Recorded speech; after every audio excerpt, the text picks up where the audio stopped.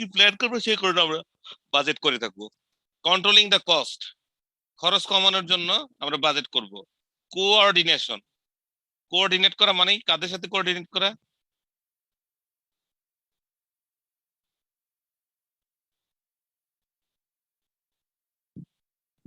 Coordinate করবো কাদের সাথে? আমাদের যে অন্যান্য ডিফারেন্ট অ্যাক্টিভিটিস আছে না, ধরেন কোন একটা কোম্পানি বলতে তো শুধু ফাইন্যান্স এন্ড অ্যাকাউন্টস ডিভিশন বোঝায় না, এখানে অন্যান্য যে ডিভিশন আছে তাদের সাথে কি একটা কোঅর্ডিনেশন তৈরি করা। মোটিভেশন, মোটিভেশন কি? বাজেটের যদি, আমি আগেই বলেছি বাজেট হচ্ছে one kind of performance measurement system অথবা টেকনিক। হ্যাঁ, এখানে যদি কেউ যদি আপনার পারফরমেন্সটা অ্যাচিভ করতে পারে, তার যে ডিভিশনাল অবজেক্টিভ অথবা আপনার কোম্পানির যে অবজেক্টিভ আছে সেটা যদি অ্যাচিভ করে, তাকে রিওয়ার্ড সিস্টেম দেওয়া। কেউ যদি আপনার কি, আপনার দেখা যাবে কি ওই টার্গেটটা অ্যাচিভ করতে পারে নাই, হ্যাঁ, সেক্ষেত্রে তাকে পানিশমেন্ট দেওয়া। সো মোটিভেশনটা হচ্ছে কি বাজেটের, বাজেট যাতে অ্যাচিভ করতে পারে সবাই, সে কারণে সবাইকে আমরা মোটিভেট করব। ইভালুয়েশন, ইভালুয়েশনটা হচ্ছে বেসিক্যালি আপনার, আসলে আপনাকে যে টার্গেটটা দেওয়া হয়েছিল ওই টার্গেটটা আপনি অ্যাচিভ করতে পেরেছেন কিনা, সেটা হচ্ছে ইভালুয়েশন। আর লাস্টে হচ্ছে অথরাইজেশন। অথরাইজেশন হচ্ছে কি, আপনি তাকে একটা ডেলিগেট করে দিয়েছেন যে কি আপনি এই পর্যন্ত খরচ করতে পারবেন। সো যেহেতু ডেলিগেট করে দিয়েছেন, এই এতটুকু খরচ করার জন্য সে অথরাইজ, সেটাই হচ্ছে কি আপনার অথরাইজেশন। সো এই এই অ্যাক্টিভিটিস পারফর্ম করার জন্য আপনার কি বাজেটটা কি ফর্মুলেট করা হয়। Any question? No sir. তো এখন দেখেন বাজেটের প্রিপারেশনটা কি কি, স্টেজেস অফ বাজেট গুলি কি কি। প্রথমে আসেন বাজেটের কমিটি ইজ ফর্মড, একটা কমিটি গঠন করা হয়। কমিটি অনেক সময় ক্রস ফাংশনাল হয়, অনেক সময় কি আপনার ক্রস ফাংশনাল নাও হইতে পারে। ক্রস ফাংশনাল হচ্ছে বিভিন্ন ডিভিশন থেকে কি আপনার বাজেটারি কমিটি গঠন করা হয়। এখন বাজেটের প্রথম কাজই হচ্ছে কি আপনার, হ্যাঁ, একটা কমিটি গঠন করা। এখন এই কমিটি লিড বাই দা কি, headed by the managing director of the company. Managing director of the company সেই কি আপনার এটা হেড থাকে, এবং ওইটার মেম্বার সেক্রেটারি থাকে কে, head of the, head of the কে কস্ট অর বাজেটিং ডিপার্টমেন্ট, হ্যাঁ, অথবা যে যেখান থেকে বাজেটটা ফর্মুলেশন হচ্ছে ডেট ডিভিশন থেকে, ওই ডিভিশনের যে রেসপেক্টিভ হেড আছে সে হচ্ছে কি আপনার এটার মেম্বার সেক্রেটারি হিসেবে কাজ করবে। বাজেট পিরিয়ড,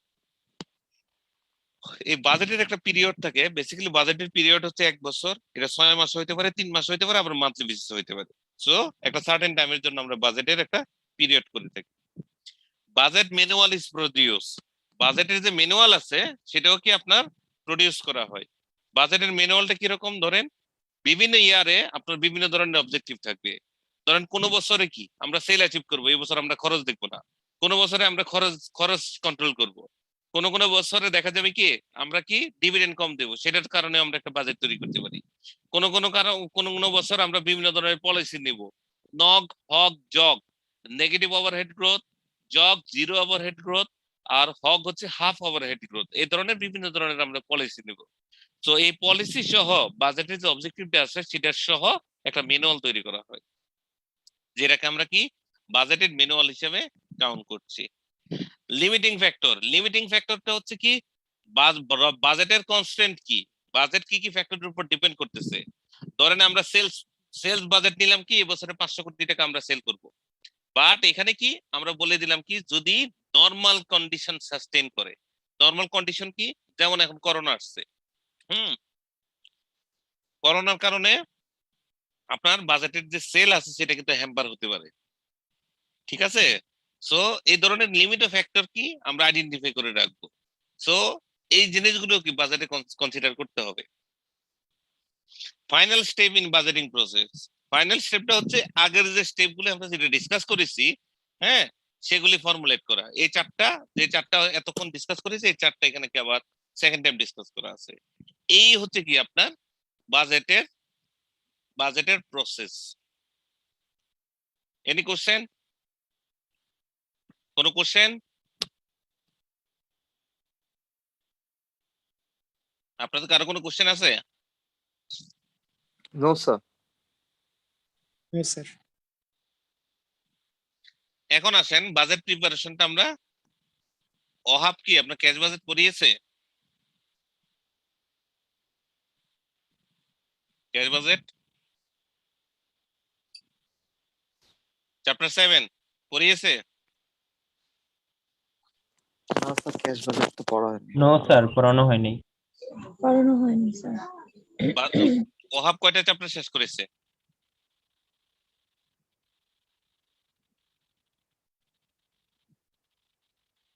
হুম,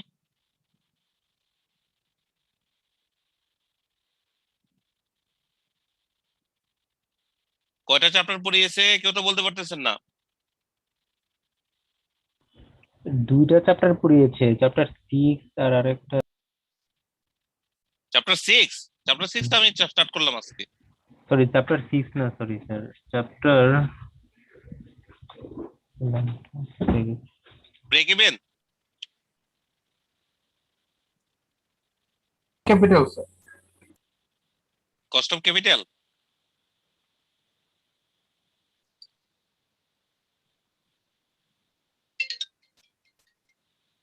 কেউ কোনো কথা বলতে পারতেছেন না, কেউ সিরিয়াস না, তো যাই হোক। 7 chapter sir, 7 chapter working capital sir. Working capital তো চ্যাপ্টার 7। জি sir, 7 chapter sir. Cash budget, ওই যে তো ক্যাশ বাজেট। তো যাই হোক, আসেন এখন বাজেটের যদি আমরা প্রকারভেদ বলি, আসলে বাজেট কত প্রকার এবং কি কি। বাজেট কি কিভাবে হতে পারে। প্রথমে দেখেন কি ক্যাপাসিটি বাজেট। ক্যাপাসিটি হচ্ছে কি, একটা ফিক্সড বাজেট বলতেছি আমরা, আর একটা flexible budget. What is fixed budget, what is flexible budget, বলেন।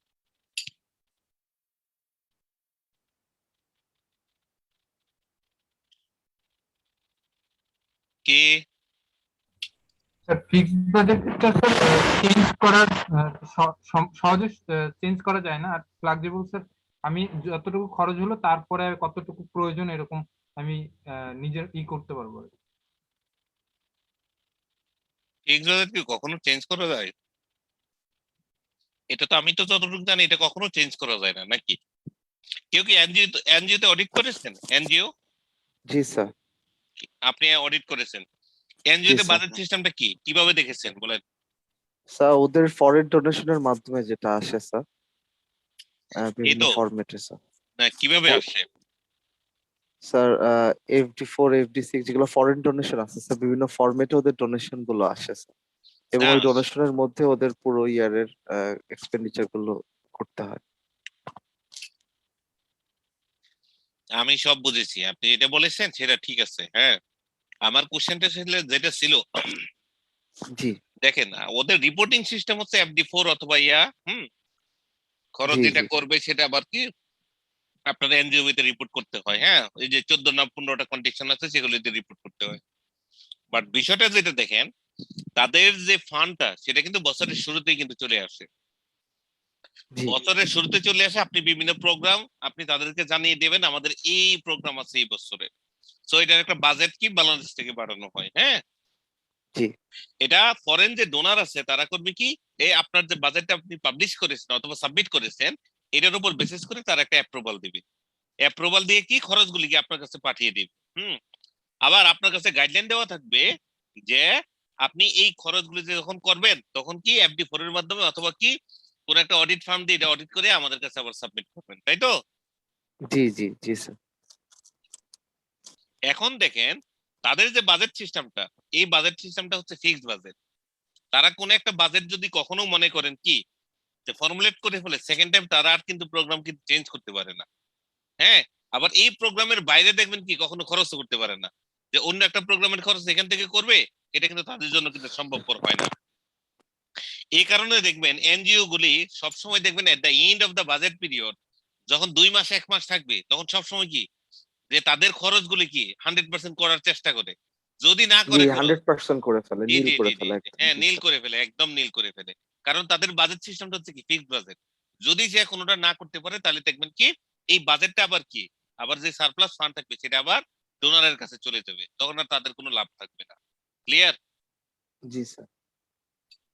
গভর্নমেন্ট অফিসের যে বাজেট সেটা হচ্ছে ফিক্সড বাজেট। গভর্নমেন্ট অফিসে কখনো কিন্তু নতুন করে কি আপনার হুট করে দেখবেন কোনো বাজেট আনতে পারে না। তো এই সমস্ত বাজেটিং সিস্টেমকে বলা হচ্ছে কি ফিক্সড বাজেট।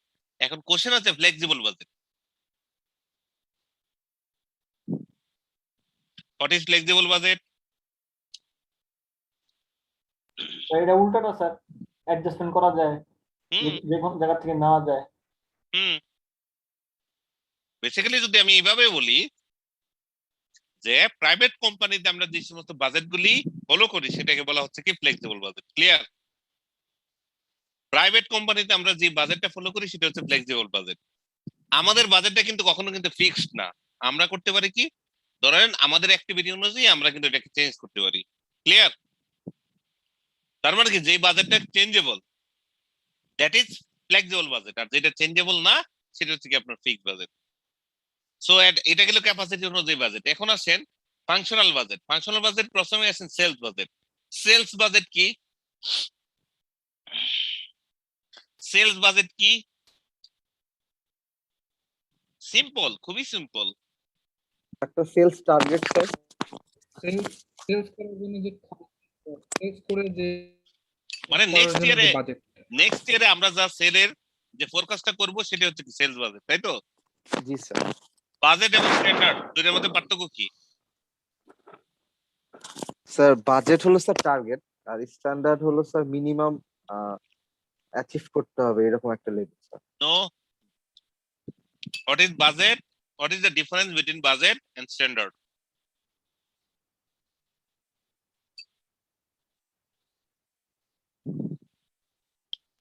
কে?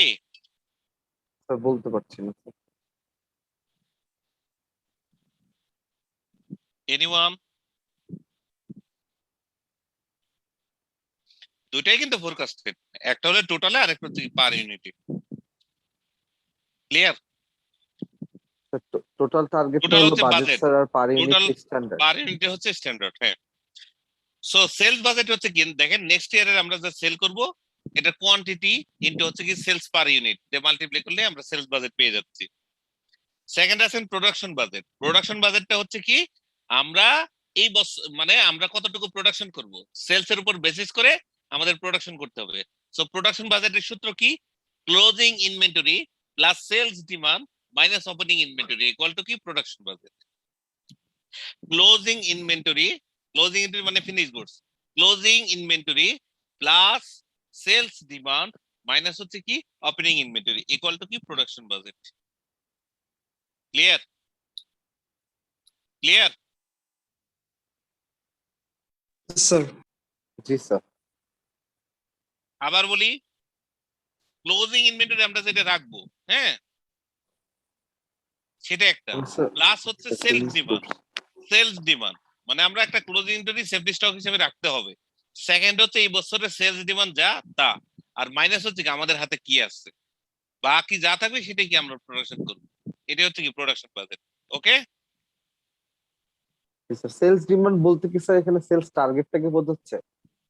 সেলস বাজেটটাকে বোঝাচ্ছে। আচ্ছা। প্লান্ট ইউটিলাইজেশন বাজেট, হ্যাঁ, প্লান্ট ইউটিলাইজেশন বাজেট হচ্ছে আমরা যেটা প্রোডাকশন করব এই প্রোডাকশনের কত পার্সেন্ট আমার ক্যাপাসিটি ইউটিলাইজেশন হবে, সেটা হচ্ছে production plant utilization budget. Clear? Clear? একটা এক্সাম্পল দেন। ধরেন আমাদের ওষুধের ক্ষেত্রে, হ্যাঁ, ওষুধের ক্ষেত্রে জি। ধরেন মোনাস। মোনাস তো সবার জানা আছে। মোনাস, জি স্যার। হ্যাঁ, কিসের ওষুধ? স্যার ওই যে ঠান্ডা ঠান্ডা কাশি। গলা কাশি। হ্যাঁ হ্যাঁ, ঠান্ডা কাশি। ঠান্ডা কাশি গলা ব্যথা গলা ব্যথার জন্য এটা ওষুধ না, বা ঠান্ডা কাশি অ্যাজমা সমস্যা হলে আমরা মোনাস খাই, তাই তো? অ্যাজমা হলে সো যেটা বলছিলাম আমি, যে প্লান্ট ইউটিলাইজেশন ধরেন কি আমাদের মোনাসের ক্যাপাসিটি আছে, ধরেন মান্থলি আমরা 60 কোটি টাকার প্রোডাকশন করতে পারবো। ঠিক আছে? জি। মান্থলি আমরা 60 কোটি টাকার প্রোডাকশন করতে পারবো, আমাদের ওই ক্যাপাসিটি কি করা আছে। এখন দেখা গেল কি এই মাসে আমাদের 40 কোটি টাকার কি একটা ডিমান্ড আসছে। সো আমাদের ক্যাপাসিটি কত? 60 কোটি। হ্যাঁ, আমাদের ডিমান্ড আসছে কত? 40 কোটি টাকার 40 কোটি টাকার প্রোডাকশন ডিমান্ড আসছে। সো আমাদের ইউটিলাইজেশন কত? 40। না না না, 40 হচ্ছে ক্রোর আমরা প্রোডাকশন করব, ক্যাপাসিটি আছে কত? 60 ক্রোর। সো জি। প্ল্যান্ট ইউটিলাইজেশন বাজেট কত? কত পার্সেন্ট আমরা ইউটিলাইজ করতে পারতেছি? স্যার 66.67%। 66.67%। জি স্যার। 6 ভাগের 4 ভাগ। জি জি এটা হচ্ছে কি প্ল্যান্ট ইউটিলাইজেশন বাজেট। ক্লিয়ার? জি ডাইরেক্ট মেটেরিয়াল ইউজ বাজেট। হ্যাঁ, এখন এই 40 কোটি টাকার আমার ধরেন মোনাস তৈরি করতে আমার কত টাকার কি র মেটেরিয়াল লাগবে, দ্যাট ইজ ডাইরেক্ট র মেটেরিয়াল ইউজেস বাজেট নাকি জি ডাইরেক্ট মেটেরিয়াল পারচেজ বাজেট। এখানেও আমার ওপেনিং ইনভেন্টরি কি আছে, প্লাস হচ্ছে প্রোডাকশন ডিমান্ড। হ্যাঁ, আমার মানে এখানে ক্লোজিং ইনভেন্টরি আমি একটা রাখবো, প্লাস হচ্ছে সেলস ডিমান্ড মানে প্রোডাকশন ডিমান্ড, মাইনাস হচ্ছে কি ওপেনিং ওপেনিং র মেটেরিয়াল ইকুয়াল টু কি র মেটেরিয়াল পারচেজ বাজেট। ক্লিয়ার? ঠিক আছে? স্যার আরেকবার স্যার ভাই। আবার বলবো না, ধরেন আমাদের র মেটেরিয়াল পারচেজ করতে হবে। এই যে আমি যে 40 কোটি টাকার প্রোডাকশন করব, এর জন্য কি জি আমার কি র মেটেরিয়াল পারচেজ করতে হবে। সো আমরা কতটুকু পারচেজ করব? পারচেজ করব হচ্ছে আমার ক্লোজিং এ আমার হাতে কত আছে। হ্যাঁ, আমার সরি, আমার ক্লোজিং এ আমি সবসময় একটা রাখবো, প্লাস হচ্ছে কি প্রোডাকশন রিকোয়ারমেন্ট আছে, এই একটু আগে যেটা আমরা বললাম, জি 40 কোটি স্যার টাকার প্রোডাকশন সাপোর্ট দেওয়ার জন্য আমার কতটুকু দরকার সেটা, আর মাইনাস হচ্ছে কি আমার কাছে ওপেনিং কত আছে, বাকিটুকু কি আমি পারচেজ করে নিয়ে আসবো। ক্লিয়ার? জি ক্লিয়ার? স্যার জি স্যার। ওকে, তারপরে দেখেন factory overhead budget, sorry direct labour budget. Direct labour budget মানে ওই 40 কোটি টাকার প্রোডাকশন আমার ফুলফিল করার জন্য আমার কতজন কতজন লেবার লেবার লাগবে, আমার লাগবে? জি সেটা হচ্ছে কি আপনার লেবার বাজেট।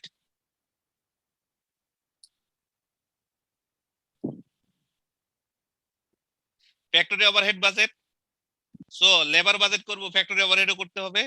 এই 40 কোটি সাপোর্ট দেওয়ার জন্য আমার অন্যান্য ডিপার্টমেন্টে কারা কারা কাজ করতে হবে, সেটা হচ্ছে ফ্যাক্টরি ওভারহেড বাজেট। ঠিক আছে? এরকম ভাবে দেখেন নিচের যেগুলি আছে সেগুলো দেখেন কি আপনার পেজ বাই পেজ কি আমাদের কমপ্লিট করতে হয়। লাস্টে হচ্ছে গিয়ে কি ক্যাশ বাজেট। ক্যাশ বাজেটটা কি? সেই প্রসিডিউরটাকে মেইনটেইন করতে স্যার কত টাকা লাগবে ক্যাশ স্যার? আসবে, ক্যাশটা কিভাবে আমি ইউটিলাইজ করব? Working capital requirement. Working capital management মানে কি? স্যার ম্যানুফ্যাকচারিং এর জন্য স্যার আমার যে টাকাটা ডে টু ডে খরচ হবে স্যার। ক্যাশ অপারেটিং সাইকেল কি? চ্যাপ্টার 7 এ আছে এগুলি।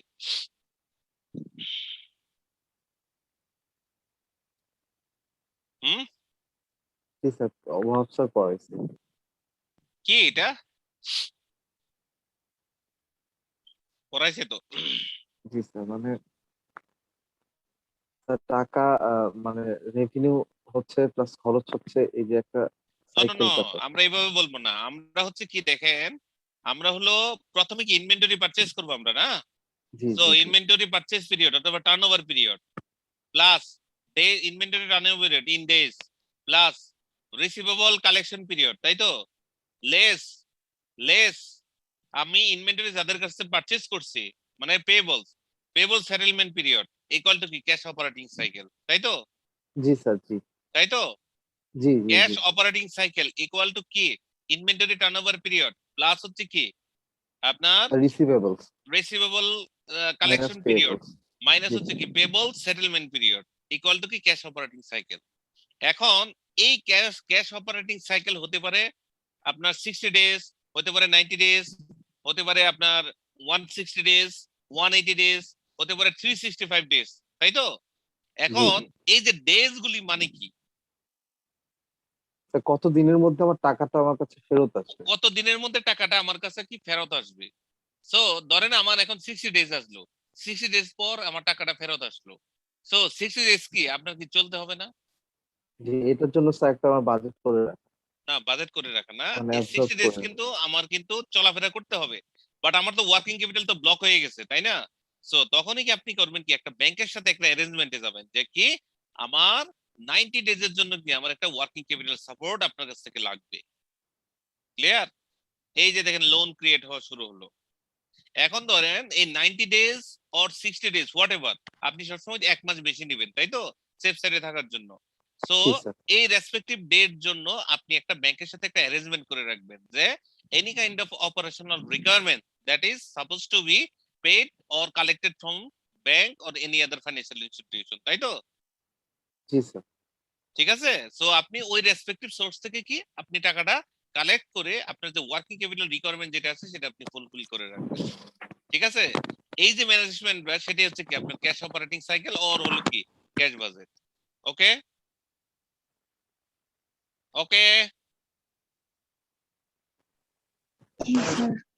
আচ্ছা, ক্যাশ বাজেট হচ্ছে কি আমাদের কি কখনো নেগেটিভ আসতে পারে? ধরো আমি তো বললাম 30 days, 60 days, 90 days, হ্যাঁ 180 days, ইভেন 365 days ও বললাম। বাট এখানে কি নেগেটিভ আপনার 60 days আসতে পারে?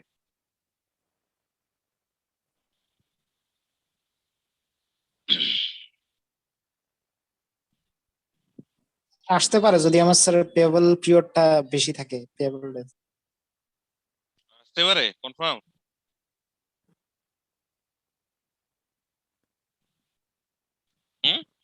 স্যার পেয়েবলস বেশি হলে স্যার আসবে স্যার। আসবে। জি স্যার। পেবলস ধরেন বেশি নাই, সেক্ষেত্রে কি আসতে পারে? না স্যার, তাহলে তো আসবে না স্যার। কেন? যদি আমি অ্যাডভান্স টাকা পেয়ে যাই রিসিভেবলের কাছ থেকে 6 মাস আগেই। অ্যাডভান্স পেলে তাহলে তো স্যার আসবে। ধরেন আমি যাদের কাছ থেকে সেল করি কাস্টমার, ধরেন আপনার প্রোডাক্টের হিউজ ডিমান্ড, এটা মার্কেটে কখনো কি পাওয়া যাচ্ছে না। এখন আপনার ডিস্ট্রিবিউটর যারা আছে তারা করলো কি আপনাকে 6 মাস আগে কি টাকা দিয়ে থাকলো, দিয়ে দিল, যাতে করে প্রোডাক্টটা আপনার এনশিওর হয়। সেক্ষেত্রে কি আপনার ক্যাশ অপারেটিং সাইকেল কি আপনার নেগেটিভ হতে পারে না? হ্যাঁ হবে স্যার। অবভিয়াসলি হবে। ঠিক আছে, এখন এই ক্ষেত্রে আপনি কি করবেন? এতক্ষণ তো ব্যাংক লোন করেছিলেন, এখন কি করবেন? ধরেন নেগেটিভ আসলো 60 days, নেগেটিভ 60 days, সেক্ষেত্রে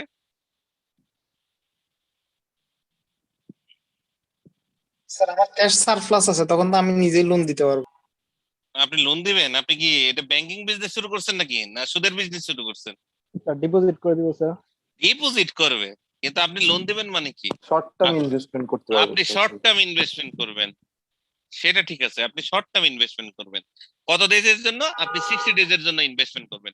আপনি 60 days এর জন্য কি একটা এফডিআর করে রাখবেন ব্যাংক। একটা এফডিআর করে রাখবো। জি ঠিক স্যার। আছে, এটা হচ্ছে কি আপনার ওয়ার্কিং ক্যাপিটাল ম্যানেজমেন্ট। সো সেটা আপনি কি ক্যাশ বাজেট আপনি ডিটেইল পড়বেন। পিরিয়ড ওয়াইজ বাজেটের মধ্যে আমরা বলছি কি long term budget, short term budget, আর একটা হলো current budget. Long term budget basically more than 1 year। Short term budget এটা হতে পারে আপনার কি 3 months, 6 months, 9 months, what ever, monthly হতে পারে। আর কারেন্ট বাজেট যেটা, সেটা বেসিক্যালি কি কারেন্ট বাজেটকে বোঝাবে। It must be 1 month or first quarter চলতেছে, ধরেন এখন ফার্স্ট কোয়ার্টারের বাজেট চলতেছে, আমরা কোয়ার্টারলি বাজেট নিচ্ছি। সো এটা হচ্ছে কি current budget. Clear? Clear? Any question? So আর কোশ্চেন নেই, তারপরে আসে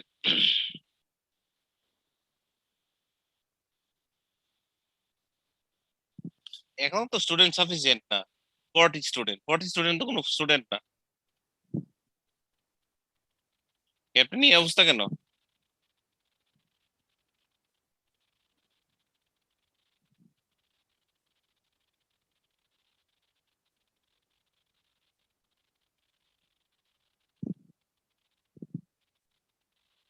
পার্টিসিপেটিভ বাজেট আর একটা ইম্পোজ বাজেট, কি জিনিস? থিওরি আসে।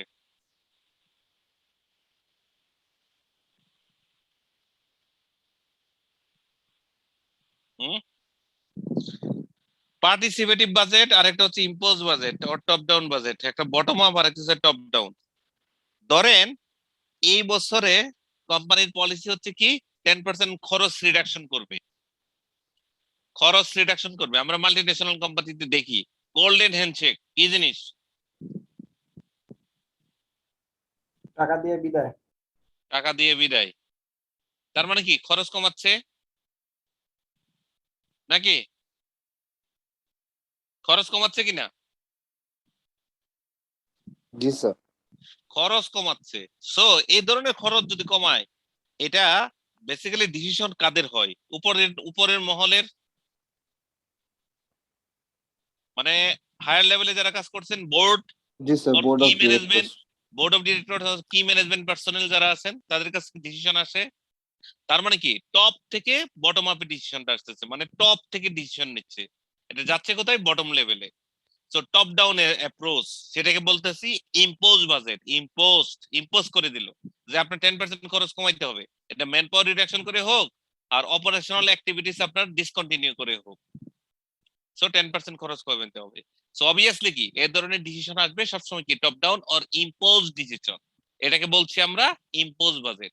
আর পার্টিসিপেটিভ বাজেট হলো কনসালটেটিভ ডাইরেকশন যেটা হয়, অথবা কি বটম আপ যেটা হয়। ধরেন কি জুনিয়র লেভেল থেকে আপনার বাজেট দিল, ওই বাজেটটা কি এটা ফর্মুলেট করবে at the end of the কি ডিভিশনাল হেড অথবা company level.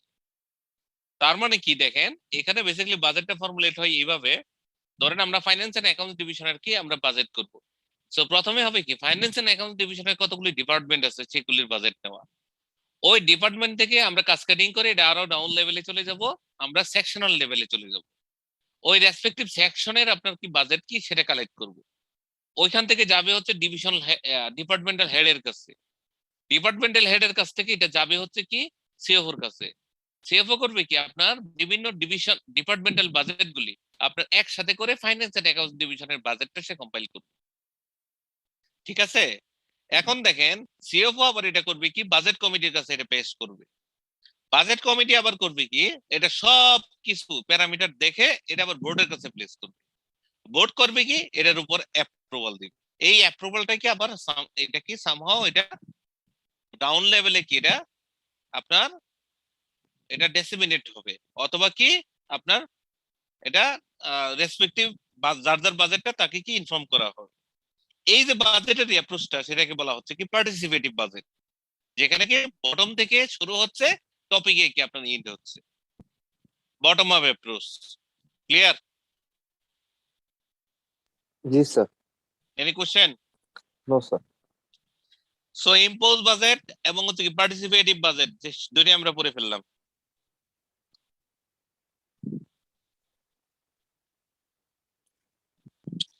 Incremental budget, zero base budget কি, আর একটা হলো রোলিং বাজেট। ইনক্রিমেন্টাল বাজেট আর একটা হচ্ছে আপনার জিরো বেস বাজেট, আর একটা হচ্ছে কি রোলিং বাজেট। কি জিনিস?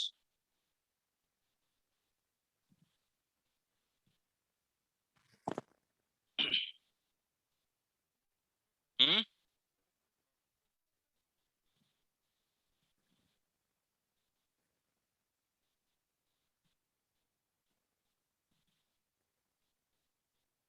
ইনক্রিমেন্টাল বাজেট কি আমি বলছিলাম না, নেগেটিভ ওভারহেড গ্রোথ, আর একটা হাফ ওভারহেড গ্রোথ, আর একটা জিরো ওভারহেড গ্রোথ। হ্যাঁ, ইনক্রিমেন্টাল বাজেটিং হচ্ছে লাস্ট ইয়ারের বাজেট যা আছে সেটার উপর আমরা 10% ধরে এই বছরের বাজেট আমরা ফর্মুলেট করে দিব, সেটা হচ্ছে কি ইনক্রিমেন্টাল বাজেট। Provision sir. না প্রভিশন না, গত বছরের সাথে 10% ধরে 10% আমরা অ্যাড করে এই বছরের বাজেট আমরা ফর্মুলেট করে দিব, অথবা 2% অথবা 3% as per decision of the management. যেটা ম্যানেজমেন্ট ডিসিশন নেবে ওই অনুযায়ী কি আমরা বাজেটটা ফর্মুলেট করব, সেটাকে বলছি কি ইনক্রিমেন্টাল বাজেটিং। আর জিরো বেস বাজেটিং হচ্ছে সব সময় আমাদের আগের বছরটা কি নীল হয়ে যাবে, আগে কি হয়েছে না হয়েছে সেটাকে কি আমরা কখনো কি ইম্প্যাক্ট করব না অথবা ধরবো না। আমরা বাজেটটা ফর্মুলেট করব প্রসপেক্টিভ ওয়েতে, আজকে থেকে সামনের দিকে, যেটাকে আমরা জিরো বেস বাজেট বলছি। এখানে কোনো আগের বছরের কোনো ডাটা থেকে কোনো ইনফরমেশন আমরা নিতে পারবো না, টোটালি কি জিরো, মানে বেসটা হলো কি জিরো, মানে আজকে থেকে স্টার্ট হবে। সো এটা সামনে প্রসপেক্টিভ আপনার কি এটা ক্যারি ফরওয়ার্ড হবে। ওকে, জি। রোলিং বাজেট একজন শুধু বলতেছেন, এক দুইজন শুধু ইয়েস ইয়েস অথবা জি, এখন বাকি সবাই বুঝতেছেন কি না একটু আমাকে একটু নক বলতে হবে কিন্তু।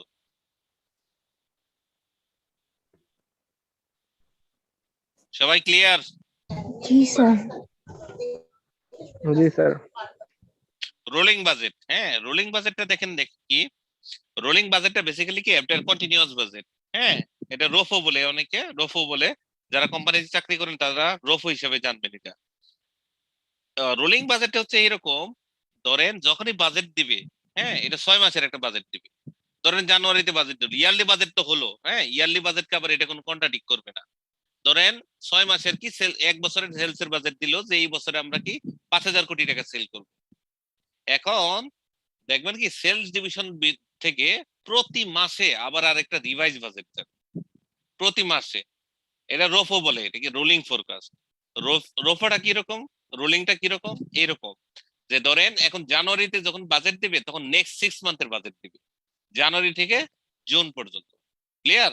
এখন আবার 1 মাস যখন ওভার হয়ে যাবে, কমপ্লিট হয়ে যাবে, ফেব্রুয়ারি থেকে আবার বাজেট দিবে। কয় মাসের বাজেট দেবে? আবার 6 মান্থ। মানে ফেব্রুয়ারি থেকে নিয়ে শুরু করে তারা বাজেট দিবে হচ্ছে কি আপনার জুলাই পর্যন্ত। আবার মার্চে গিয়ে কি আবার আরেকটা বাজেট দিবে যখন ফেব্রুয়ারি ক্লোজ হয়ে যাবে। মার্চে গিয়ে আবার কি ইনক্লুডিং মার্চ সে করবে কি নেক্সট 6 মান্থের জন্য আরেকটা বাজেট দিবে। তো এরকম ভাবে দেখেন আপনার সে প্রতি মাসেই কি 6 মাসের বাজেট দিয়ে যাবে। এই যে বাজেটিং সিস্টেমটা সেটাকে বলা হচ্ছে কি রোলিং বাজেট অর রোফো বাজেট। এখন রোলিং বাজেটটা আসলে কেন দেওয়া হয়, 6 মাস করে করে কেন দেওয়া হয়? এটা বেসিক্যালি আপনার প্রোডাকশন প্ল্যানিং এবং প্রকিউরমেন্ট পারচেজের জন্য, র মেটেরিয়াল পারচেজের জন্য। কারণ দেখেন সে আজকে বলে দিচ্ছে আমার নেক্সট 2 মান্থ অথবা 3 মান্থস লেটার আমার কি কি সেলস হতে পারে। এই সেলস এর উপর বেসিস করে সে তার কি প্রোডাকশন প্ল্যান করবে, প্রকিউরমেন্ট প্ল্যান করবে। এখন প্রকিউরমেন্ট প্ল্যান অনেক সময় দেখা যায় কি এলসি করে বাইরে থেকে কি আপনার বিভিন্ন ধরনের র মেটেরিয়াল বিভিন্ন দেশ থেকে আনা হয়। এখন ওইখানে কিন্তু একটা লিড টাইম আছে, যে আপনার সাপোজ মনে করেন 2 মান্থ অথবা 3 মান্থস এর মতো একটা লিড টাইম থাকে। ওই লিড টাইমকে কনসিডার করার জন্যই কি আপনার কি রোলিং বাজেট অথবা রোলিং ফোরকাস্টটা কিন্তু ফর্মুলেট করা হয়। ক্লিয়ার? ক্লিয়ার? জি স্যার। ক্লিয়ার, বাট স্যার মানে লিড টাইম দিয়ে কিভাবে কনসিডার করবে স্যার? লিড মানে টাইমটা হলো শিপমেন্টের উপর বেসিস করে। লিড টাইমটা হচ্ছে শিপমেন্টের উপর বেসিস করে হবে। ধরেন আপনার ইন্ডিয়া থেকে যখন কোনো একটা মাল আসবে, এটা ইয়ারে আসলে হয়তোবা কি আপনার 3-4 দিনে চলে আসবে। সো আপনি এটা 15 ডেজ লিড টাইম কাউন্ট করতে পারেন। আর যখন আপনি শিপে দিবেন তখন শিপে দেখবেন কি আপনার 1.5 মাস থেকে 2 মাসের মতো সময় লাগবে।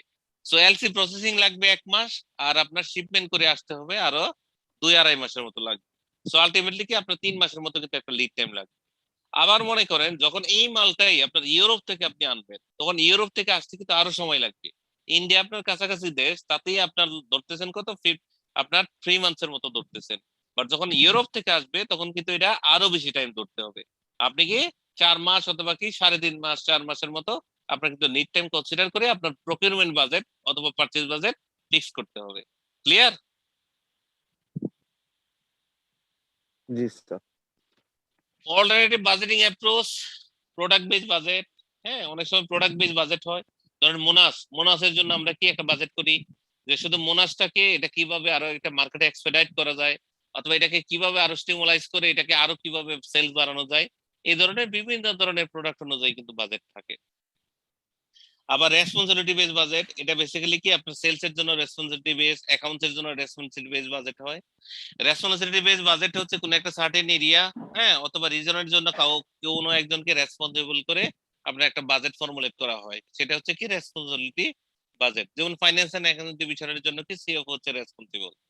তারপরে আসেন আপনার যখন কোন একটা রিজনে যাব, এরিয়া ম্যানেজার, হ্যাঁ, অথবা রিজনাল ম্যানেজার, হ্যাঁ, তখন আমরা কি এরিয়া হলো কোন একটা এরিয়ার জন্য এরিয়া ম্যানেজার, আর রিজন হচ্ছে কি মাল্টিপল এরিয়া মিলে একটা কি রিজন হতে পারে। সো এই রিজনাল জন্য একজনকে আমরা রেসপন্সিবল করে আমরা একটা বাজেট ফর্মুলেট করে থাকি। সো এইভাবে আপনার রেসপন্সিবিলিটি অনুযায়ী কি আমরা রেসপন্সিবিলিটি বাজেট আমরা ফিক্স করে থাকি। তারপরে বলছি অ্যাক্টিভিটি বেস বাজেট। অনেক সময় বিভিন্ন অ্যাক্টিভিটি, হ্যাঁ, ধরেন আজকে, হ্যাঁ, আপনার দেখা যাবে যে এই অ্যাক্টিভিটিটা পারফর্ম হবে, হ্যাঁ, এটার জন্য একটা বাজেট, হ্যাঁ, এরকম ভাবে প্রোডাক্ট অনুযায়ী বিভিন্ন অ্যাক্টিভিটি অনুযায়ী কি আমাদের বিভিন্ন ধরনের বাজেট হয়ে থাকে। এই টোটাল সিস্টেমটাকেই বলা হচ্ছে কি আপনার alternative budget approach. Any question? কোনো কোশ্চেন? এই পর্যন্ত যতক্ষণ বলেছি এর মধ্যে কারো কোনো কোশ্চেন আছে কিনা? স্যার আমি না স্যার একটা জিনিস জানতে চাচ্ছিলাম যে স্যার এই যে রোফো করা হয় কোম্পানিগুলোতে, হ্যাঁ, স্যার আজকে জানুয়ারি মাসে আমি বাজেট করলাম আগামী 6 মাসের জন্য। তো এটা তো জি। আমি স্যার ওইভাবেই প্ল্যান করে বাজেট করলাম যে আগামী 6 মাসে আমার কি ধরনের অ্যাক্টিভিটিস গুলো হবে।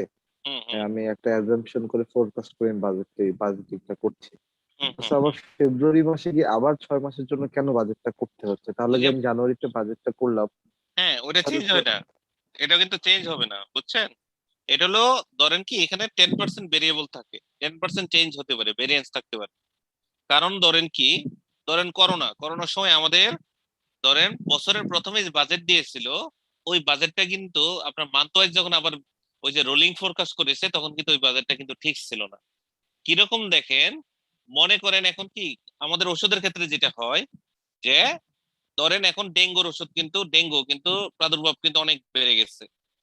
জি হ্যাঁ, স্যার। এখন ডেঙ্গুর জন্য যে রিলেটেড ওষুধগুলি অ্যান্টিবায়োটিক হতে পারে অথবা ধরেন প্যারাসিটামল হতে পারে, সেটার মার্কেট ডিমান্ড কিন্তু আগের মতো কিন্তু নাই।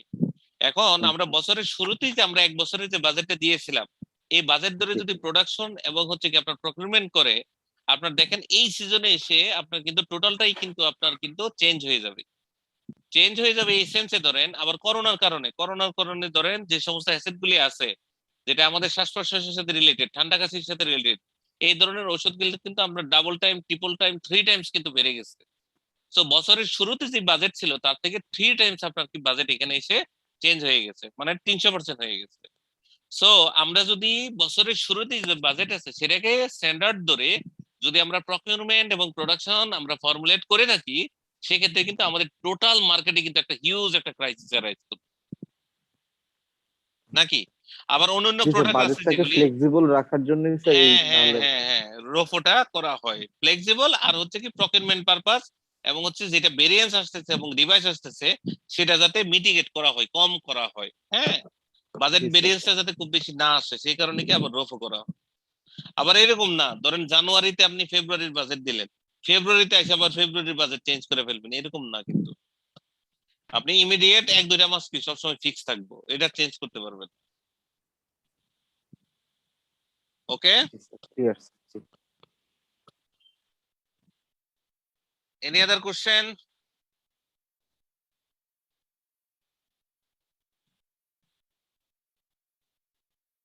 আর কি কারো কোনো কোশ্চেন নেই নাকি?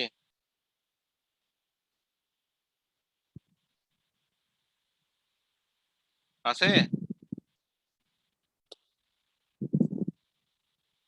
আমরা অঙ্কে চলে আসছি, ঠিক আছে। অঙ্ক দেখেন, পড়েন এটা, অঙ্কটা পড়েন।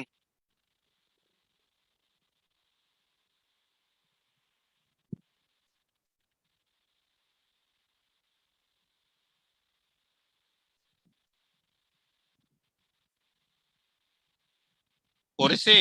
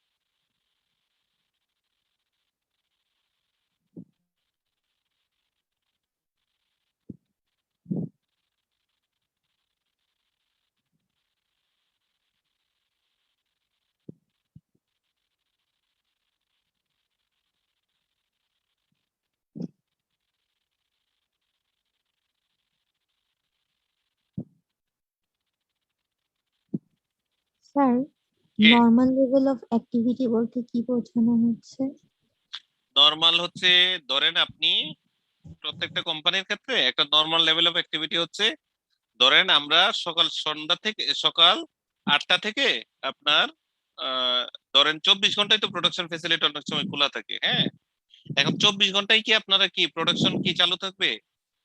না, তখন কোম্পানি একটা ডিসিশন নেয় এরকম যে না, আমাদের সব সময় 2টা শিফট চালু থাকবে, 2টা হচ্ছে কমন, 2টার বাইরে আমরা কখনো যাব না। এখন তখন দেখবেন কি বিভিন্ন কোম্পানি ইয়ারলি আপনার কি 240 ডে, হ্যাঁ, আপনি যদি 2টা হলিডে কনসিডার করি, হ্যাঁ 240 দিন, 22টা ওয়ার্কিং ডে, হ্যাঁ, ইয়ারলি 240, টোটাল আপনার 16 ঘন্টা, 8 ঘন্টা করে 2 বেলা, হ্যাঁ, 16 ঘন্টা, 240 দিন আপনার 16 ঘন্টা করে টোটাল কনসিডার করে কি কোম্পানির একটা নর্মাল ক্যাপাসিটি ক্যালকুলেশন করে, যেটাকে বলা হচ্ছে কি নর্মাল। এখন এর উপরে যখন কখনো রিকোয়ারমেন্ট হয় সেটাকে আমরা কি ওভারটাইম অথবা কি আরেকটা শিফট বাড়িয়ে তারপরে কি এটার ক্যাপাসিটি ক্যালকুলেশন করা হয়।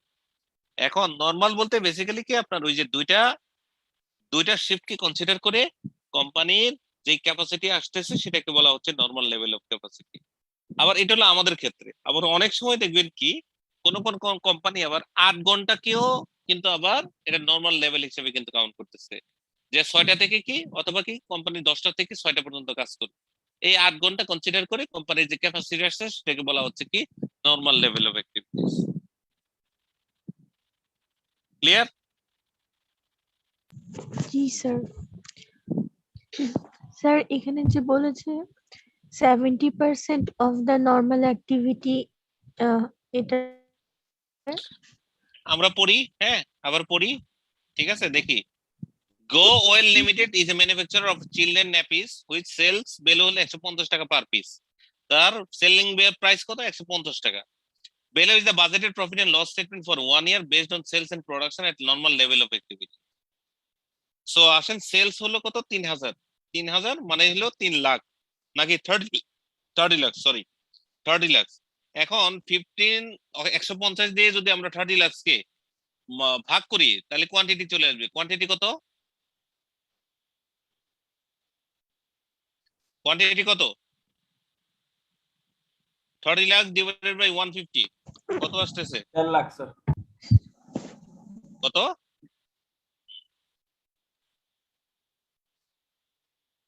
কত আসলো?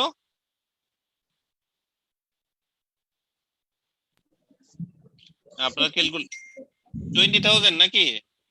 জি স্যার। 20,000 হচ্ছে কি কোম্পানির প্রোডাকশন ক্যাপাসিটি অথবা সেলস ভ্যালু। ওকে, এখন দেখেন তার কস্ট গুলি হচ্ছে ডাইরেক্ট মেটেরিয়াল 900, ডাইরেক্ট ওয়েজেস হচ্ছে 600, প্রোডাকশন ওভারহেড কি ফিক্সড ভেরিয়েবল দুইটা মিলে আছে 300 আর 200 500, আর অ্যাডমিনিস্ট্রেটিভ ওভারহেড ফিক্সড আছে 150 আর selling and distribution overhead fixed আছে 100। এই টোটাল হচ্ছে 2250। সো কোম্পানির নেট প্রফিট হচ্ছে 750। এখন বলছে in preparing the budget for the year ending 31st December, হ্যাঁ 2010 এন্ড 31st ডিসেম্বর 2011, মানে সে দুই সময় কিন্তু ক্লোজ করেছে। হ্যাঁ 2010 এবং কি 2011। Sales are to be shown only 70% of the normal level of activity. So এখানে নর্মাল লেভেল অফ অ্যাক্টিভিটিতে আমরা দেখলাম কত আসছে? 20,000 কোয়ান্টিটি আসছে, তাই তো? 20,000 quantity 70% of the normal level of activity. So আমরা যদি 20,000-20,000-এর 70% করি তাহলে আসতেছে কত? 14,000 অনলি, তাই তো নাকি? নাকি? হ্যালো? জি স্যার। জি sir. And the production to be included in the at the normal level of activity, কিন্তু প্রোডাকশন করেছে কত? তার নরমাল লেভেল অফ অ্যাক্টিভিটি কিন্তু প্রোডাকশন করেছে ফর দ্য ইয়ার 2010। হ্যাঁ ফর দ্য ইয়ার 2010 এটা করেছে। while for the year 2011 তে কি করেছে? Sales are to be shown as assuming the normal level of activity, normal level হচ্ছে 20,000, okay, and the production to be included at 60% of the normal level of activity, এবং production করেছে কত? 60% of the normal level of activity। হ্যাঁ এখন বলছে prepare the budgeted profit and loss statement for each of the year ending 2010 and 2011 considering marginal costing। পারবো আমরা? পারবো? পারবো? চেষ্টা করে দেখা যাচ্ছে। চেষ্টা করে দেখা যাচ্ছে, দেখবেন, তাই তো? ঠিক আছে, জি, স্টার্ট করেন, দেখি পারি কিনা।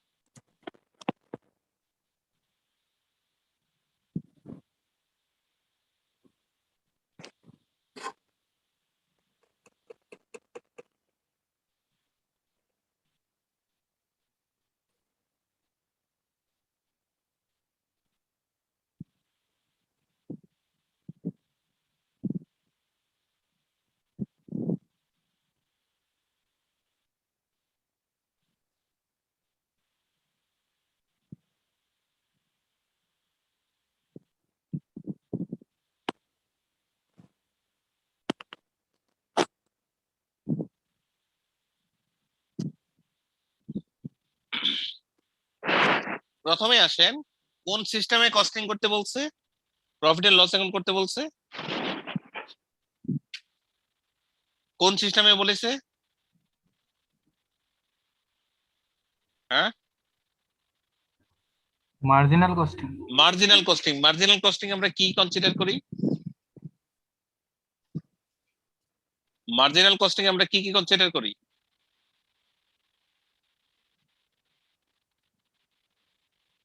Sir only variable cost. Only variable cost. তো এখানে ভেরিয়েবল কস্ট কি কি আছে বলেন?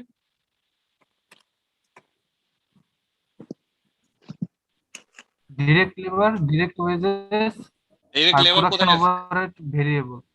ডাইরেক্ট লেবার কোথায় আছে? ডাইরেক্ট মেটেরিয়াল আছে, ডাইরেক্ট ওয়েজেস আছে, আর প্রোডাকশন ভেরিয়েবল কস্ট আছে, এই কয়েকটা আছে, তাই তো?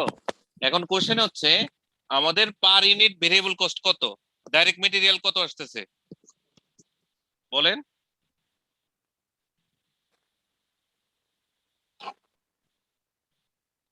কত আসতেছে? 45 পার ইউনিট, 45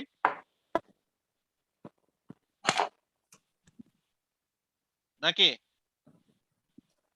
ডিরেক্ট মেটেরিয়াল 45 আসতেছে, 9 লাখ ডিভাইডেড বাই 20,000। আমি উঠাইতে পারবো না Nine.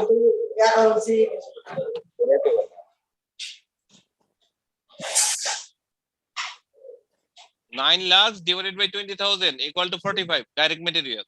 এখন আসেন ডাইরেক্ট ওয়েজেস। ডাইরেক্ট ওয়েজেস হচ্ছে কত? 6 লাখ। তো 6 লাখকে ভাগ করব আমরা 20,000 দিয়ে, কত আসলো? 30। ঠিক আছে, সো ডাইরেক্ট মেটেরিয়াল আসলো 45। ডাইরেক্ট একটু কাইন্ডলি একটু ইনফর্ম করেন ওনাকে।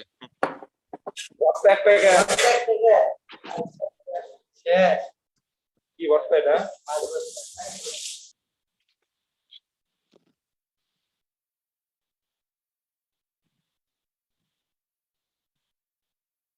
ঠিক আছে, দেখেন ডাইরেক্ট মেটেরিয়াল হচ্ছে 9 লাখ। 9 লাখকে আমরা ভাগ করব কত? 45 দিয়ে, সরি 20,000 দিয়ে, কত আসবে?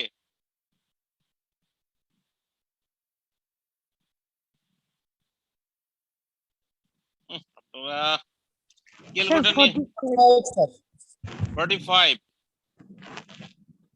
সেকেন্ড আসেন ডাইরেক্ট ওয়েজেস কত আসলো?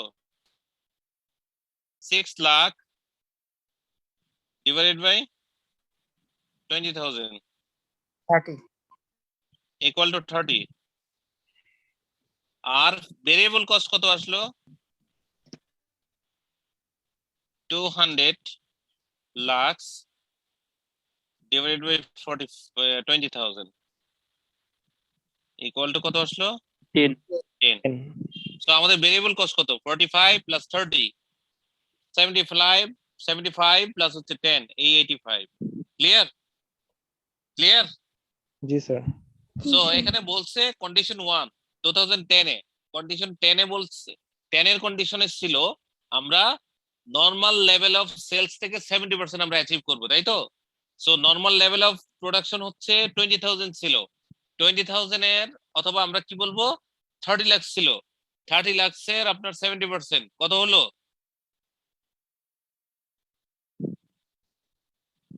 30 লাখের 70% 21 লাখ নাকি? So 21 sales lakh. হচ্ছে কত? 21 জি লাখ। স্যার।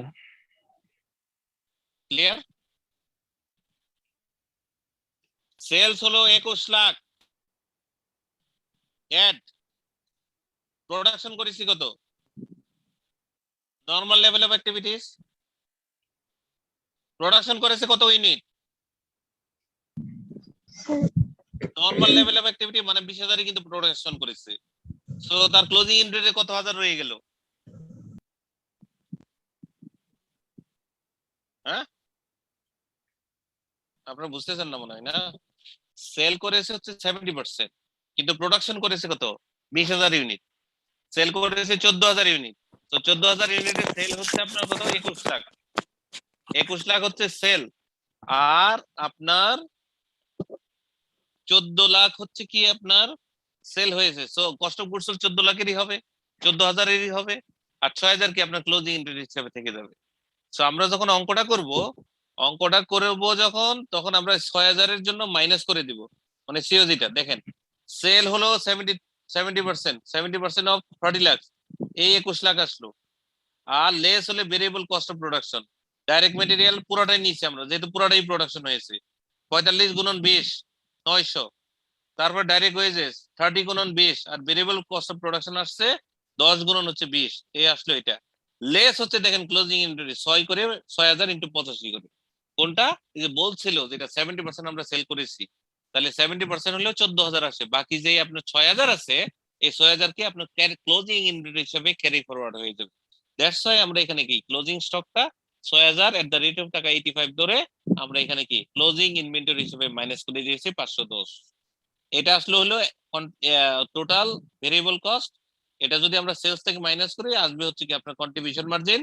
এই কন্ট্রিবিউশন মার্জিন থেকে আমরা যদি ফিক্সড কস্ট তিনটা, একটা হলো ফ্যাক্টরি প্রোডাকশনের রিলেটেড, অ্যাডমিনিস্ট্রেটিভ ওভারহেড, আর লাস্টে হলো কি সেলিং এন্ড ডিস্ট্রিবিউশন ওভারহেড, এগুলো যদি আমরা মাইনাস করি তাহলে থাকবে হচ্ছে কি আপনার নেট প্রফিট থাকবে কত, 3,60,000 টাকা। কোনো কোশ্চেন আছে বলেন?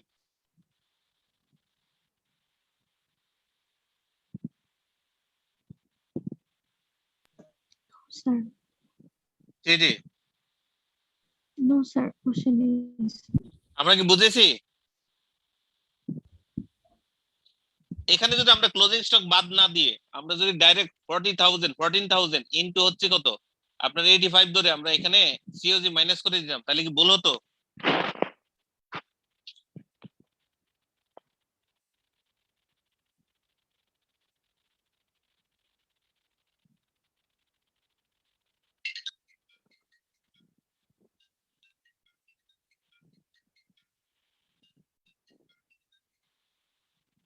হ্যাঁ,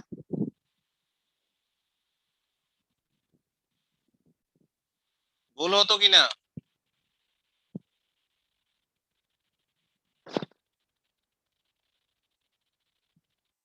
আমার কোশ্চেনটা কি আপনারা বুঝেছেন?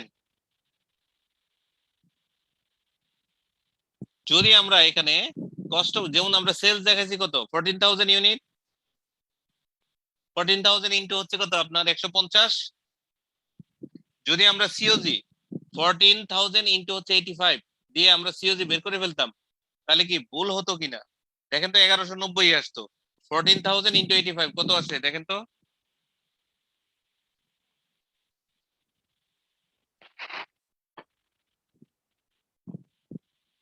কত আসতেছে?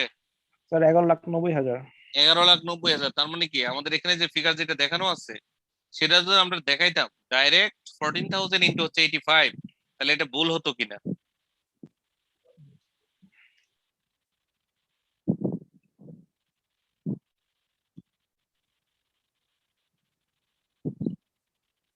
এই কোশ্চেন আনসার আসতেছে না কেন?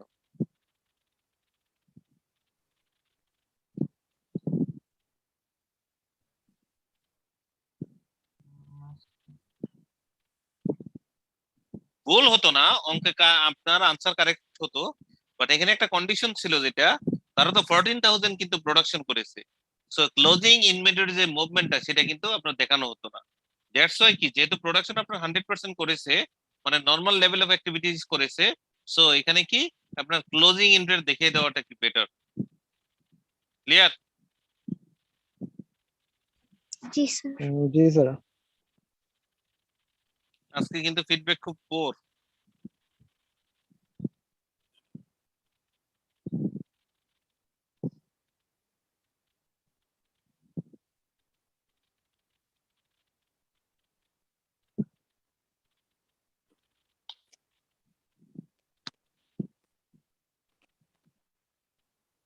হুম, এখন আসেন, সো আমরা এটা ক্লোজ করতে পারি। আমরা 11 সাল স্টার্ট করি, 10 কমপ্লিট, 11 স্টার্ট করি জি স্যার। নাকি? Yes, sir. 11তে আসেন। Okay, sir. 11তে বলেছিল কি কন্ডিশনটা কি ছিল? তারা সেল 100%ই করেছে বাট প্রোডাকশন করেছে কি 60%, তাই তো? 60% লেভেল অফ অ্যাক্টিভিটি। এখন আসেন 60% মানে কত বলেন তো?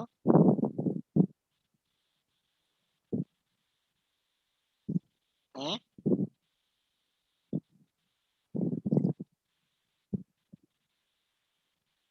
60% মানে কত?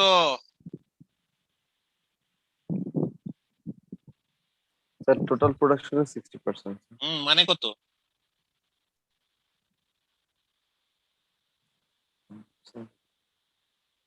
কত আসবে?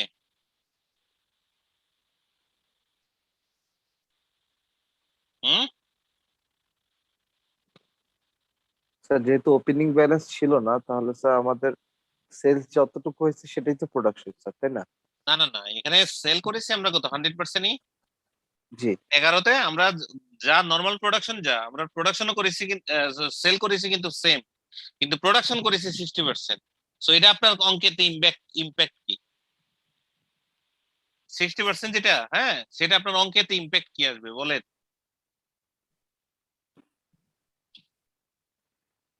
প্রোডাকশন কম করে সেল বেশি করা আসলে বুঝতে পারতেছি। সেল তো আমরা নর্মাল লেভেলে করেছি, আসলে কি আমাদের কোশ্চেনটা হচ্ছে কি সেলের সাথে হলো কি সিওজি সম্পর্ক নাকি? প্রোডাকশন কি কখনো কি ইনভলভ? No sir. প্রোডাকশন কিন্তু কখনো ইনভলভ না। আমার কোশ্চেন হচ্ছে আমরা সেল করেছি কত সেটাই কি আমরা সিওজি তে দেখাবো, রাইট? জি জি সো আমরা সেল করেছি কত 20,000, জি স্যার। সো আমরা সিওজি দেখাবো কত? 20,000 স্যার। তো এখানে 60% যেটা বলছে সেটা শুধু আপনাকে কনফিউজ করার জন্য বলছে, এটা কিন্তু অঙ্কেতে কোনো প্র্যাকটিক্যালিটি নাই। ক্লিয়ার? জি স্যার, ঠিক আছে। তো আসেন এখানে কি আমরা 100% সেল করেছি, এই যে 100% আমরা সেল দেখালাম 20,000 গুণন 150, 30 লাখ। জি অ্যাড হচ্ছে কি variable cost of production. Variable cost of production opening stock ছিল, আমরা এই যে আগের অঙ্কেতে 2010 সালে ক্লোজিং স্টক ছিল 6,000, 6,000 এর জন্য 510 আমরা মাইনাস করেছিলাম, মনে আছে? এই 510 হলো এখানে ওপেনিং ইনভেন্টরি হিসেবে আসলো। অ্যাড হলো কি আমরা 6,000 দেখাইলাম, এখানে 6,000, সো আমরা সেল করেছি কত 20,000, বাকি যে 14,000 আছে এই 14,000 একটা দেখাইতে হবে। এই 14,000 একটা আমরা কি phase by phase variable cost গুলো নিয়ে আসলাম। ডাইরেক্ট মেটেরিয়াল নিয়ে আসলাম 45,000 ইন্টু 14,000, আর ডাইরেক্ট ওয়েজেস 30,000, 30 ইন্টু 14,000, আর variable cost of production 10 into 14,000, এ নিয়ে আসলাম আমরা কত 1,700। সো আমাদের সেলস বিল হলো 3,000 মাইনাস 1,700, সো আমাদের কন্ট্রিবিউশন মার্জিন হচ্ছে কত 1,300, আর লেস হচ্ছে তিনটা ফিক্সড কস্ট, যেটা আসবে প্রফিট 750, সেটি হচ্ছে আমাদের প্রফিট। শেষ? ক্লিয়ার? জি স্যার। আমার মনে হয় অনেকে বুঝেন না, এটা একটু কাইন্ডলি বলেন কে কে বুঝেন নাই, অথবা যদি কারো কোনো কনফিউশন থাকে।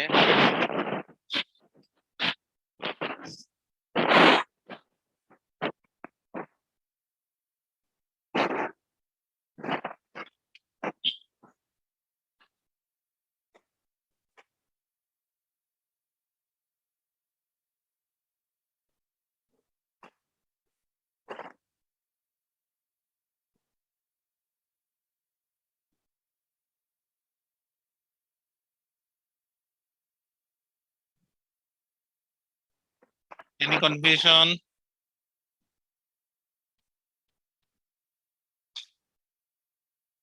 এই কেউ কথা বলে না কেন? তাহলে আমি কি নাম ধরে রাখবো?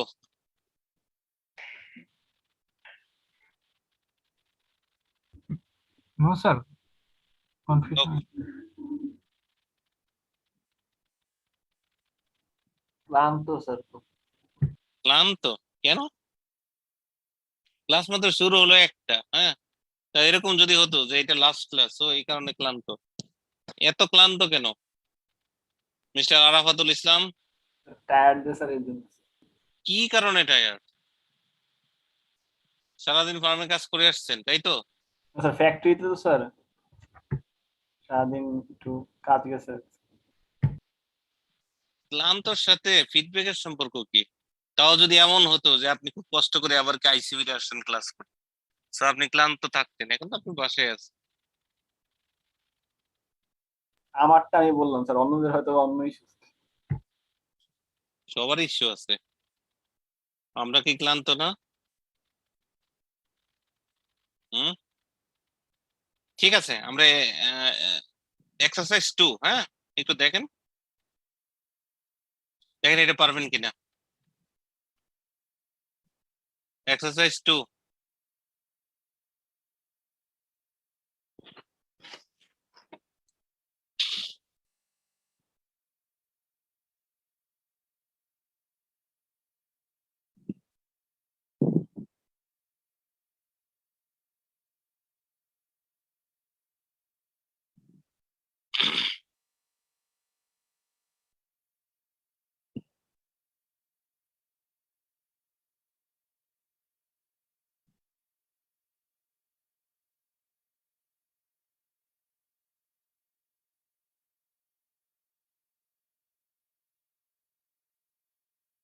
দেখেছি।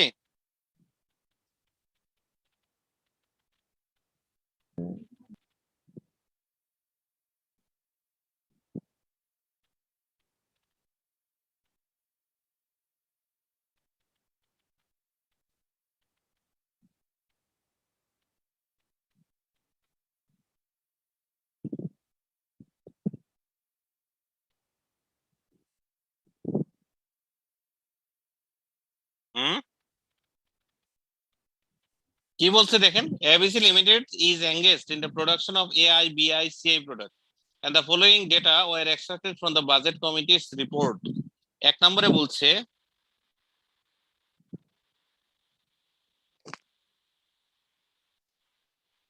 sales is expected to be 20,000 unit in month 1, month 2, and then will increase by 10% in month 3 and 4.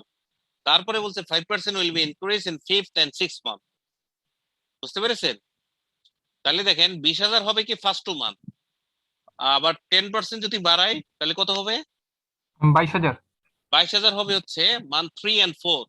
তারপরে আবার বলছে 5% বাড়বে, তাহলে 22,000 এর উপর 5% কত? 23,000। 23,000 নাকি?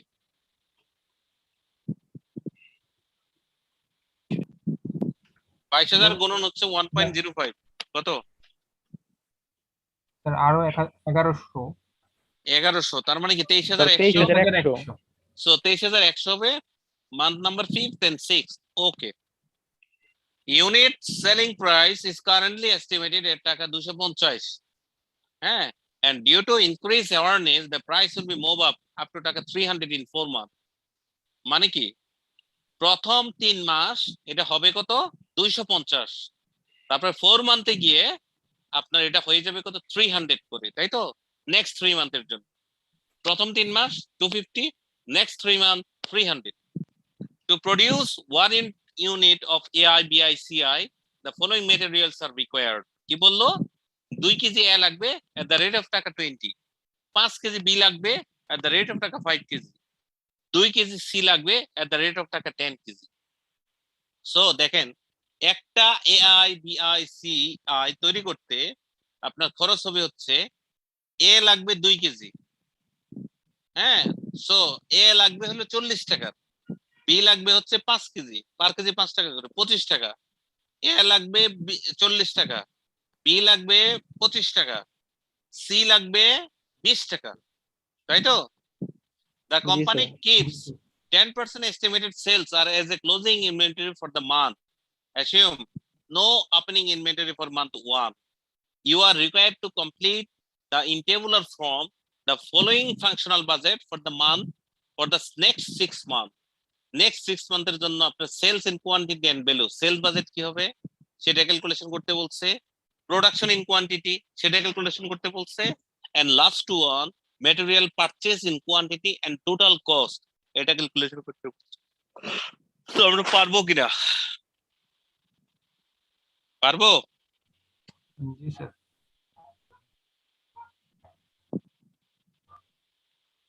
সবাই কি পারবো? দেখেন 1 নম্বরে প্রথমে আছেন কি সেলস বাজেট, সেলস বাজেটটা কিভাবে করেছে দেখেন, বুঝেছেন কিনা দেখেন। সেলস বাজেট বুঝেছেন কিনা দেখেন।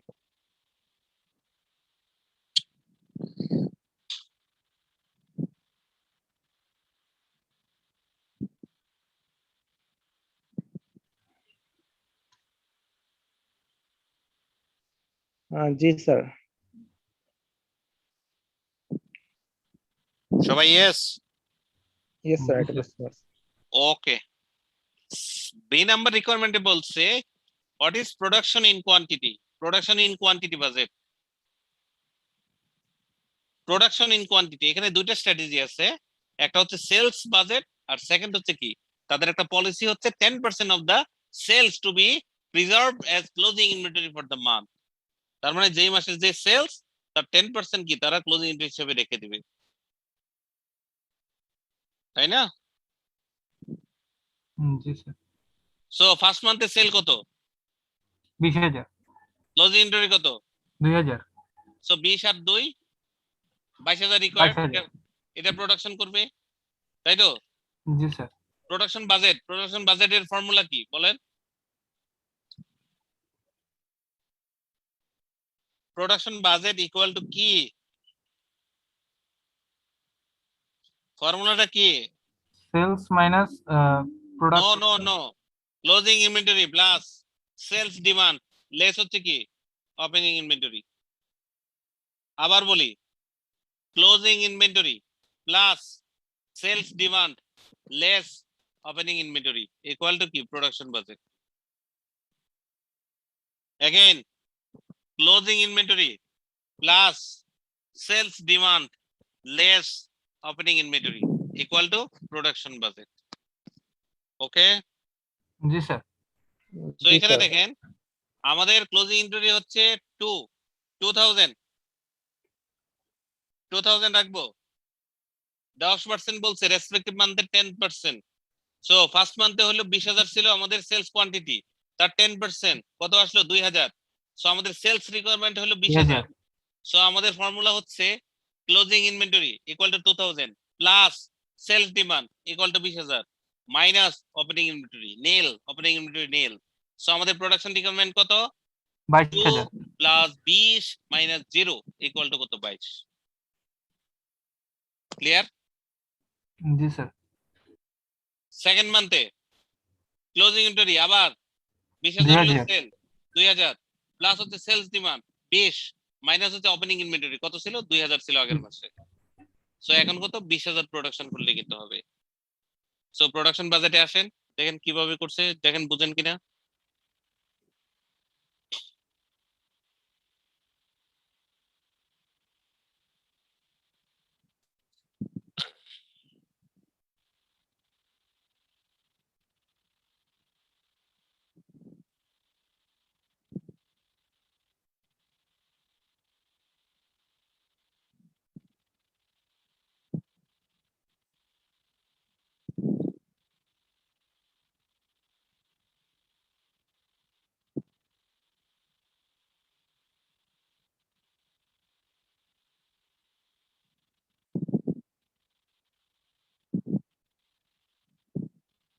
বুঝেছি?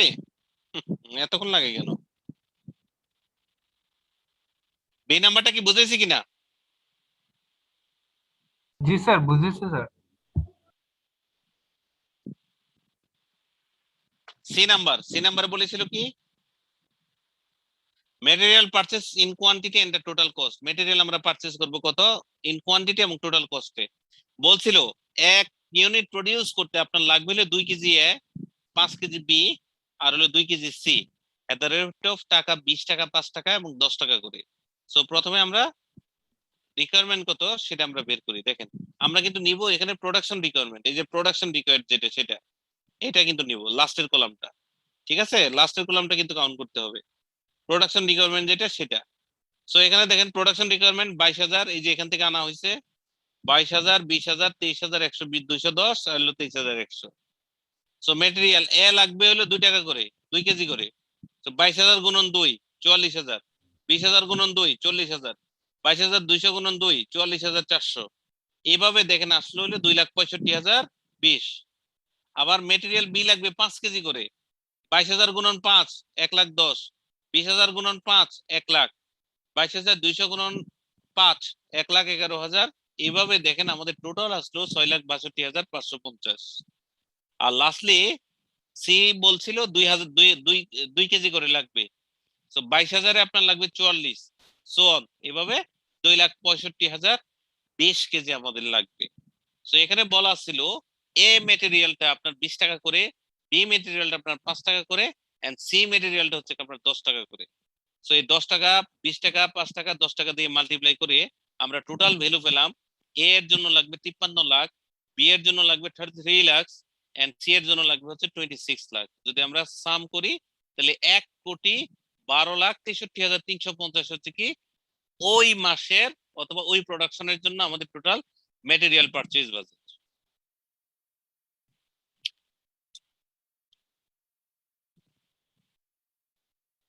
ক্লিয়ার? বুঝেছি? জি স্যার।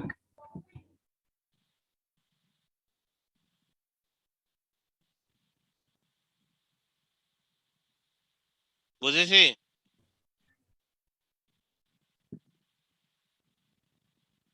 ক্যাপ্টেন? জি স্যার। সবাই ঘুমাচ্ছে আজকে, সবাই টায়ার্ড। না স্যার, বুঝেছি।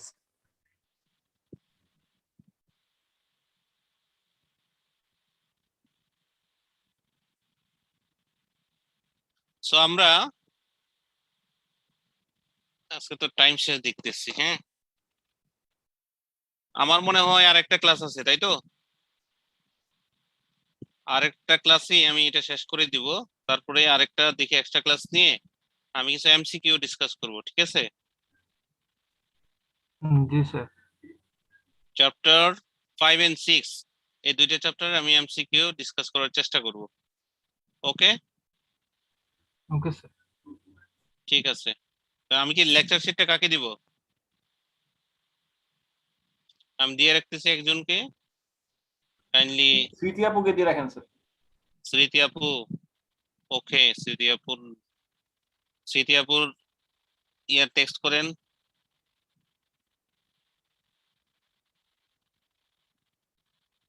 চ্যাট বক্সে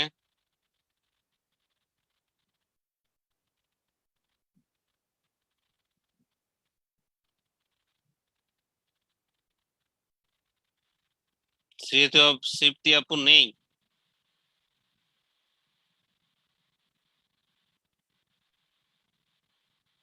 একজন বলেন, ক্যাপ্টেন বলেন। আতিফ নাকি? জি স্যার, জি স্যার। কি জানি ছিল, আব্দুল্লাহ জি স্যার, আব্দুল্লাহ লাতিফ। আল লাতিফ। স্মৃতি আপু কি আসছেন নাকি? হ্যাঁ, স্মৃতি তো আছেন, শুনতে নাই, পাচ্ছেন কিনা? শুনতে পাচ্ছে না।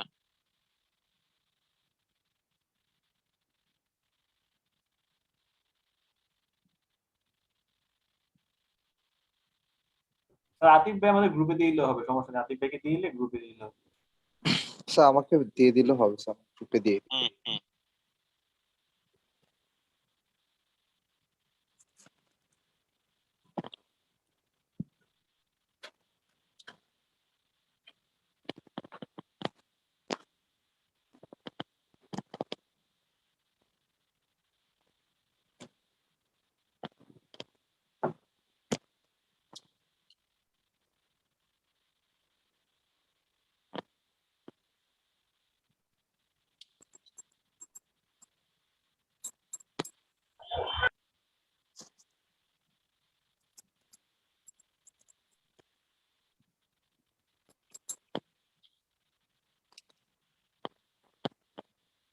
ওকে, আমি দিয়েছি। হ্যাঁ,